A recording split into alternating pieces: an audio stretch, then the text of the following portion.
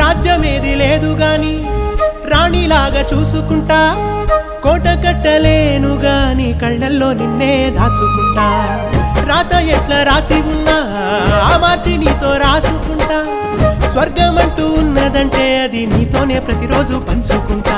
నిన్ను గన్న మీ నాన్న కన్నా అల్లారు ముద్దుగా సాదుకుంటా. నీకు కోపం వస్తే కొంత దూరం ఉంటా, నువ్వు గీత గీస్తే నేను దాటనంటా.